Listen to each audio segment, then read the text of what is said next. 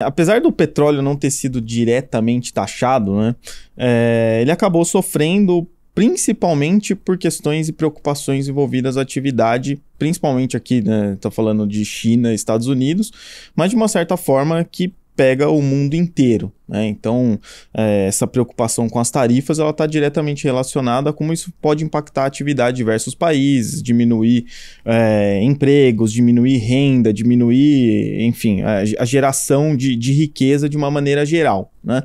E pessoas que começam a ganhar menos dinheiro, países que começam a ter menos renda disponível, você acaba reduzindo, entre outras coisas, o consumo de petróleo, né? Então, a gente já não vivia um cenário de, digamos assim, de grande demanda pelo petróleo, né? A gente tem que lembrar que até na época da pandemia, a OPEP, lógico, tínhamos questões ali, né, por conta do lockdown e tudo mais, a OPEP acabou fazendo algumas restrições ali de produção, mas já não era um cenário em que a gente tinha uma grande demanda por petróleo, né? Já não era uma balança que estava totalmente equilibrada, né?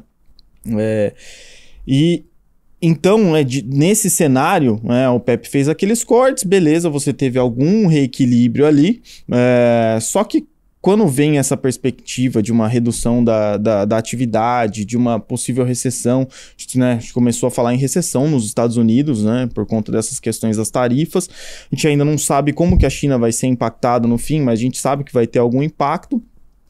As duas maiores economias do mundo enfrentando alguma desaceleração, você tem uma expectativa de que você vai diminuir a demanda por petróleo, já naquele cenário que a gente estava falando anteriormente, que já não era tão forte, né?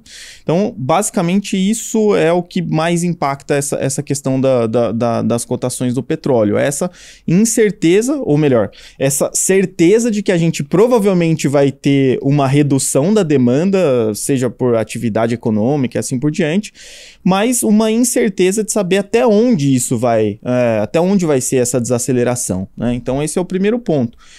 O outro ponto no meio disso tudo, a gente tem provavelmente a OPEP voltando a liberar maior produção nos próximos meses. Então, a gente já tem ali, né, pelo menos é o que a gente espera que aconteça. A partir de junho, a gente volte a ter uma maior produção pelos países da OPEP. Então, você tem na balança aqui, né, esse receio de redução da atividade junto com o aumento da produção dos países da OPEP. Então, é a balança desequilibrando ainda mais. E isso explica bastante aí, quase tudo, essa queda do petróleo nessas últimas semanas. Ou seja, é menos demanda e mais oferta. Esse é o cenário exatamente, que a gente vê pro petróleo. Exatamente. Então, e a gente sempre fala, né? Commodity é basicamente ditado por oferta e demanda, né? Se você tem um cenário de maior oferta e menor demanda, o preço vai para baixo. Se for o contrário, o preço vai subir, né? Então, basicamente, isso explica. Eu queria fazer essa relação disso com a Petrobras. Assim, como que esse petróleo mais baixo, então, afeta o desempenho da Petrobras e possivelmente os dividendos? Tá. Bom, a Petrobras, ela é diretamente impactada por essa queda do petróleo, né? No fim do dia, a Petrobras tem muita coisa ali dentro, fertilizante, mas no fim do dia, o que realmente dá dinheiro para ela é a venda, o petróleo. E o petróleo indo para baixo, você tem uma companhia que normalmente, num setor de commodities, ela vai ter um custo unitário ali mais ou menos estável, né? Então a Petrobras, se o petróleo está a $90, $110 ou $60, ela não vai ter uma diferença tão grande assim no custo por barril. Então, se o petróleo começa a se desvalorizar, ela vai ter, o custo vai continuar o mesmo, mas ela vai vender por um preço mais baixo, então essa margem ela vai acabar diminuindo, né? Então, assim, a queda do petróleo ela afeta diretamente. Quanto ela afeta? Assim, coisa de números aqui, né? Quando o petróleo estava ali por volta de $80 mais ou menos, a gente estava falando num dividend yield de 18%, 19% para a Petrobras. Hoje, ou num cenário, a gente viu, né, depois de tudo isso que aconteceu, o petróleo caiu ali para os, sei lá, $60, mais ou menos. Esse já é um cenário que a gente fala de um dividend yield de 8%. Ou seja, impacta diretamente a companhia. Claro, 8% de dividend yield não é ruim se você for pensar que ela, mesmo com 8% de yield, ainda está entre as maiores pagadoras de dividendos da Bolsa Brasileira.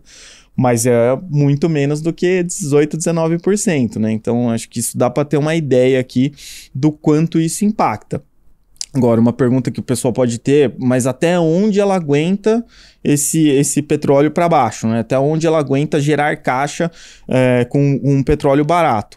Nas nossas contas aqui, ela consegue gerar um pouco de caixa até o petróleo ficar um pouco acima dos $50, tá? Abaixo de $50, aí começa a ser um cenário já de bem mais negativo, em que não dá nem para esperar dividendos, na verdade. Mas aqui entra uma questão muito importante do mercado de commodities, que é quando as cotações caem, né, você tem agentes que são mais eficientes e você tem agentes que são menos eficientes. Agentes que eu digo são as companhias, né? Companhias menos eficientes, na verdade, neste momento, né, com o petróleo em 62, 63 dólares o barril, muitas companhias já estão queimando caixa nesse nível de petróleo, né? E você não espera que essas companhias menos eficientes continuam produzindo por um longo tempo se elas continuarem queimando caixa. Ninguém rasga dinheiro. Exatamente. E a gente, inclusive, viu já nessa temporada de resultados nos Estados Unidos, né, CEOs do setor falando que já existe, por exemplo, uma demanda menor por equipamentos, já existe um cenário de menor perspectiva de produção olhando para frente, porque é isso, né? O dono da empresa está vendo o petróleo nesse preço, para ele talvez já não faça mais tanto sentido aumentar tanto a produção, porque é isso, ele está...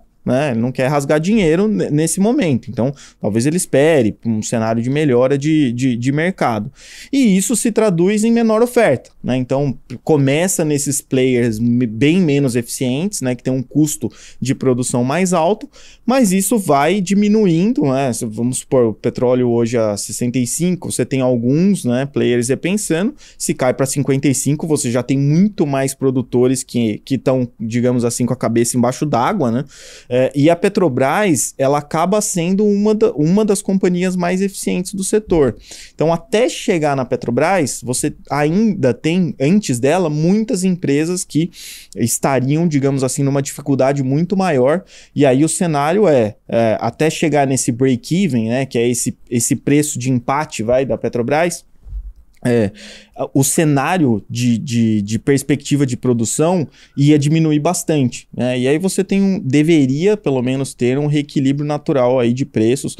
Difícil saber onde, mas a gente entende que acima desse break-even da Petrobras, o que é importante, né? Quando você investe em uma empresa, saber que mesmo num cenário que seja muito ruim, ela ainda consiga gerar caixa, traz uma certa tranquilidade aí, mesmo diante de toda essa incerteza que a gente tem no setor, né? O investidor de empresas de petróleo que tem um break-even acima de 60, 65, esse cara tá preocupado, né? Ele não sabe até onde essa empresa dele consegue ficar aí com as portas abertas, né?